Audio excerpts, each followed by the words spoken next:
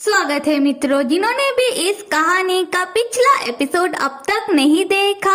कहानी का full videos जरूर देखना, वरना समझ नहीं आएगा कि कहानी में चल क्या रहा है। तो फिर अभी कहानी को आगे बढ़ाते हुए, जैसा कि हमने देखा था, लैन के एकेडमी में एक लड़का हुडी पहने हुए अपने कंधों में गिटार लेकर आकर एन के सामने लैन का हाथ पकड़ लेता है और लैन से कहने लगता है कि लैन, कितना वक्त हो गया तुमसे मिले हुए। एन तब उस हुडी पहने हुए पिंक बालों वाले लड़के के बारे में पता लगाता है, जहां उसे पता चलता है कि इस लड़के का नाम है चोई और वो अब्रॉड से आया हुआ है और वो अपने ग्रुप का लीड सिंगर है। और क्लासेस के बाद एकेडमी से लैन जब अपने घर की ओर आ रहा था, चोई तब लैन को रोकते हुए लैन को बैक हग करते हुए कहता है कि उसने लैन को बहुत मिस किया और जैसा कि उसने लैन को प्रॉमिस किया था कि वो लैन के पास वापस आ जाएगा, तो देखो वो लैन के पास दोबारा वापस आ गया है। और लैन, जिसे अभी पता है कि वो अभी एक इंसान नहीं बल्कि एक ज़ॉम्बी बन गया है, तो वो चोई को खुद से दूर रखने के लिए जानबूझकर चोई के साथ रूड बिहेव करके चोई के पास से भाग जाता है। तब एन लैन को चोई के साथ रूडली बिहेव करके चोई के पास से रूडली भागता हुआ देख लेता है। फिर एन अपने फोन में लैन का हेल्थ चेक करने लगता है, क्योंकि उसे लग रहा था कि लैन गुस्से में कहीं ज़ॉम्बी न बन जाए। और चोई वो असल में लैन का एक्स बॉयफ्रेंड है, लैन का पहला प्यार चोई। अब आगे लैन रास्ते में दौड़ते हुए भागते हुए अपना और चोई का यादों को याद करने लगता है, जहां लैन बता रहा था कि लैन और चोई बचपन से ही एक दूसरे के पड़ोसी थे, पर उन लोगों के परिवार वालों के बीच ज्यादा बातें नहीं हुआ करता था। पर चोई वो बचपन से ही काइंड हंसमुख था, वो हमेशा ही लैन से बातें करने की कोशिश किया करता था, पर वो लैन ही था जो बचपन से ही खड़ूस था। पर जब लैन और चोई मिडिल स्कूल में गए और एक दूसरे के क्लासमेट बने, तब से उन दोनों ने एक दूसरे को जानना और समझना शुरू किया। लैन तब याद करने लगता है कि कैसे एक दिन लैन हारमोनी प्ले करने की कोशिश कर रहा था, पर उससे नहीं हो रहा था।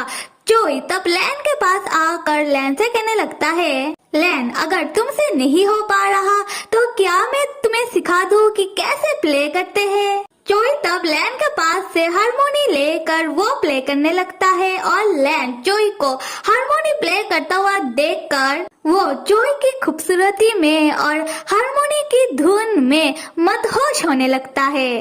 खैर, तब चोई लैन को बताता है कि उसे म्यूजिक में इंटरेस्ट है, उसे सिंगर बनना है और लैन को जो गाना पसंद है चोई को भी वही गाना पसंद है। उसके बाद लैन अपना और चोई का यादें याद करके वो एक नदी किनारे ब्रिज के ऊपर जा पहुंचता है और खुद से कहने लगता है कि लैन, ये सारी बातें पास्ट की है, मत सोचो इन सारी बातों को, क्योंकि इन पिछली बातों को याद करके तुम्हें और तकलीफ पहुंचेगा।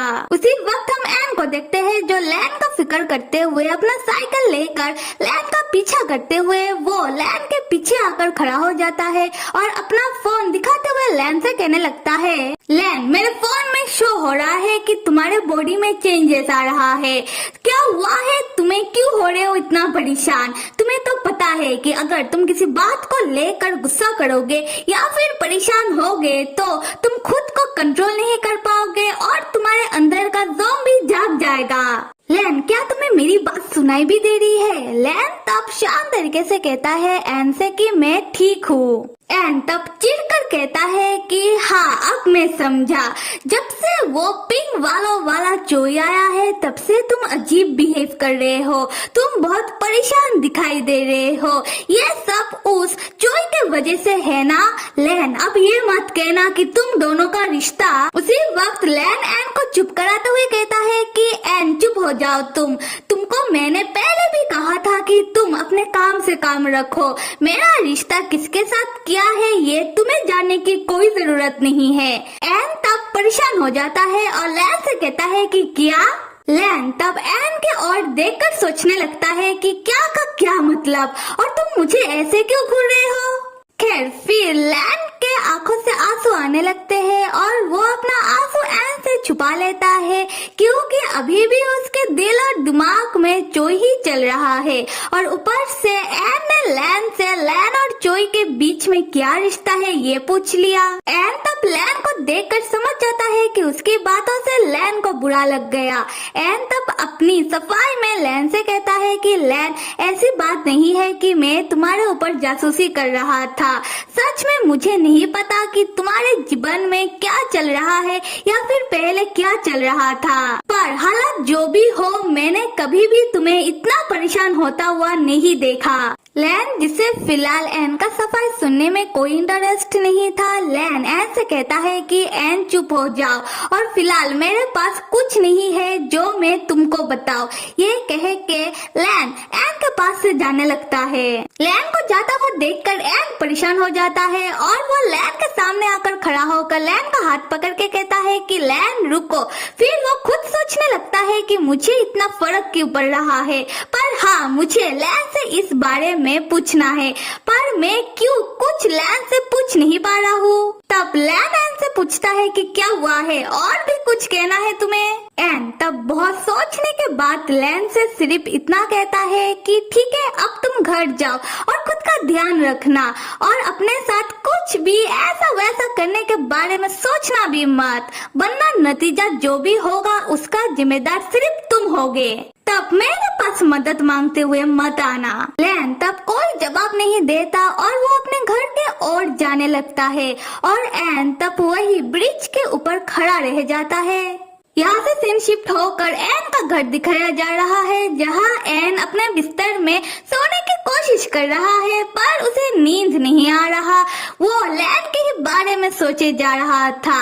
एन सोचता है कि लैन आज कितना परेशान था, मुझे उसे थोड़ा अच्छे से सांत्वना देना चाहिए था, शायद उसे अच्छा लगता, पर मैं भी क्या करता। अगर मैं उसको कुछ भी कहने जाऊँ तो वो मेरे ऊपर चिल्लाने लगता है, मुझसे नाराज हो जाता है।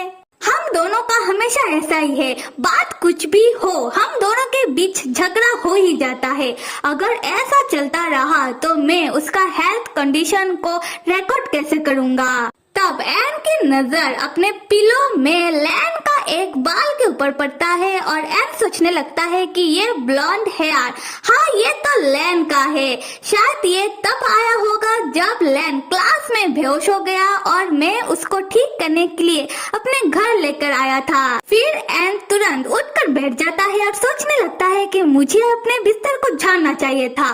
फिर वो अपने पिलो को झाड़ते झाड़ते रुक जाता है और सोचने लगता है, पता नहीं क्यों और किस लिए मैं परेशान हूँ।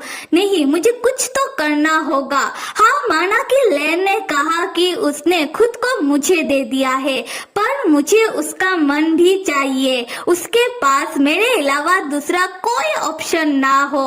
मुझे उसके ऊपर पूरी तरीके से अपना कंट्रोल चाहिए। फिर एन अपना फोन निकाल कर अपने कानों में हेडफोन लगाकर सोचने लगता है कि चलो देखते हैं कि लैन कर क्या रहा है। उसके गले के डिवाइस में एक माइक्रोफोन है और अच्छी बात यह है कि इसके बारे में लैन को नहीं मालूम। कभी सोचा नहीं था कि इस माइक्रोफोन के जरिए लैन के ऊपर जासूसी मतलब उसके बारे में जानने की कोशिश करूंगा। तब एन माइक्रोफोन को ऑन करके सुनने की कोशिश करने लगता है और वो कहने लगता है कि अरे कुछ सुनाई क्यों नहीं दे रहा, क्या लैन सो गया है। फिर एन को कुछ सुनाई पड़ता है और वो स्माइल करते हुए सोचता है कि लैन तुम कितने रोंदू हो, जितना सोचा था तुम उससे भी ज्यादा अजीब निकले।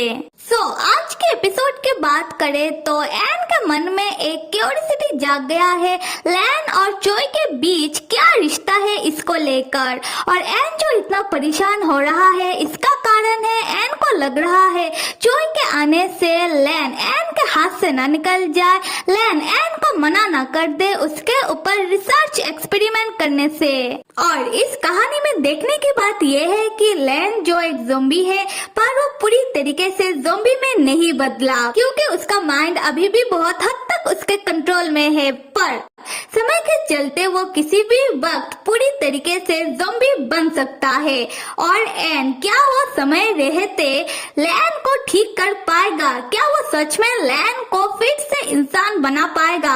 और सबसे जरूरी बात कि एन कब अपना रिसर्च और एक्सपेरिमेंट को साइड करके अपने अंदर लैन के लिए प्यार वाली फीलिंग को आने देगा। तो फिर मेरे प्यारे मित्रों, आप सब लाइक, सब्सक्राइब और कमेंट करना तो बिल्कुल भी मत भूलिएगा। Till then stay with me and see you.